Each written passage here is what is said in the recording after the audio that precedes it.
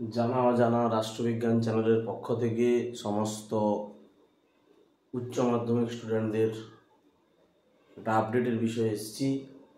মূলত যারা third semester এখন বর্তমান এবং অন্য একটি বিষয় যেখানে যারা ফোর্থ সেমিস্টার পরীক্ষা দেবে থার্ড সেমিস্টার থেকে উত্তীর্ণ হওয়ার পরে তাদের বিষয় নিয়ে যে আপডেট খবর। প্রথম যেটা আসবো থার্ড সেমিস্টারের বিষয়ে। সেই থার্ড সেমিস্টার যে পরীক্ষা হয়েছিল তোমাদের, সেই পরীক্ষাতে তোমরা জানো 6,60,343 জন পরীক্ষার্থী ছিল এবং সেই 6,60,343 জন কিন্তু বসে আছে যে রেজাল্ট কবে বেরোবে।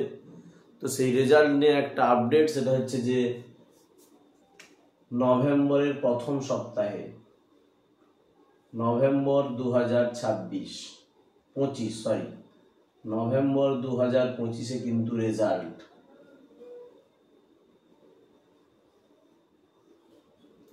নভেম্বর 2025 টোটাল পরীক্ষার্থী এবারে ছিল 6,60,343 জন।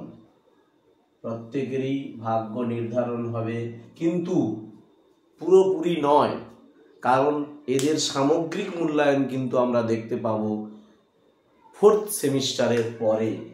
এটা থার্ড সেমিস্টারের রেজাল্ট। থার্ড সেমিস্টারের রেজাল্ট হচ্ছে থার্ডের পরে ফোর্থ সেমিস্টার আছে। এই ফোর্থ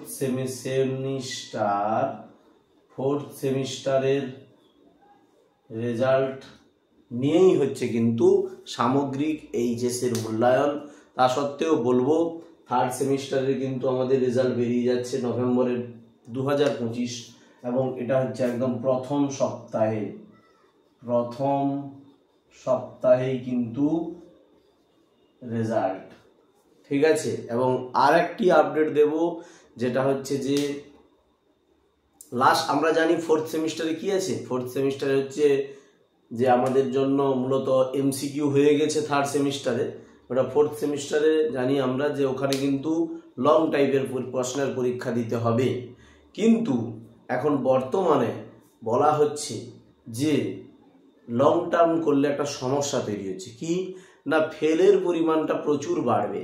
যেখানে আমরা দেখেছি থার্ড সেমিস্টারে যদি কেউ ফেল করে তাহলে কিন্তু সে একসঙ্গেই থার্ড এবং ফোর্থ আবার দুটো দিতে পারবে, অর্থাৎ সময় একটা থাকছে। কিন্তু ফোর্থ সেমিস্টারে যদি কেউ ফেল করে যায় তাহলে কিন্তু কোনো সাপ্লিমেন্টারি দেওয়ার ওই বছরের ব্যবস্থা নেই, অর্থাৎ তোমাকে এক বছর কিন্তু পিছিয়ে যেতে হলো। পরের বছর গিয়ে তুমি আবার পরীক্ষা দিয়ে পাস করবে।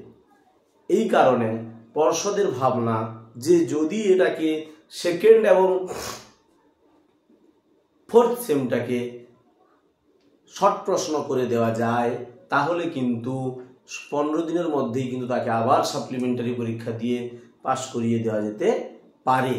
এবং পর্ষদ কিন্তু ভাবছে যে এটা সেকেন্ড এবং ফোর্থটাকে এমসিকিউ করা যায়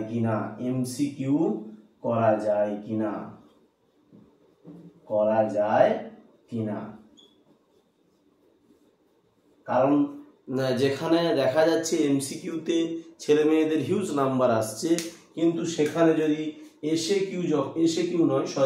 ডেসক্রিপ্টিভ টাইপ প্রশ্ন যখন হবে, ডেসক্রিপ্টিভ টাইপ প্রশ্নে কিন্তু এত ভালো নাম্বার আসবে না এবং ফেলের হারটা বেশি। এই কারণেই কিন্তু এই প্যাটার্নে নিয়ে আসার ভাবনা চিন্তা শুরু হয়েছে। যাই হোক, সমস্ত ছাত্রছাত্রীদের বলবো তোমরা এইটা না ভেবে তোমরা কিন্তু সিলেবাসটাকে যেভাবে পড়ার সেভাবে পড়ে যাও। আমাদের যেটা ধারণা এবারের ফোর্থ সেমিস্টারটা হয়তো যেভাবে হওয়ার কথা আছে সেভাবেই হবে, পরের সেমিস্টার থেকে হয়তো ওটা চেঞ্জ হতে পারে। তাই তোমাদের কিন্তু বসে থাকলে হবে না, তোমরা কিন্তু যেভাবে বলা আছে কোশ্চেন প্যাটার্ন যেভাবে বলা আছে সেভাবেই কিন্তু পড়ে যাও।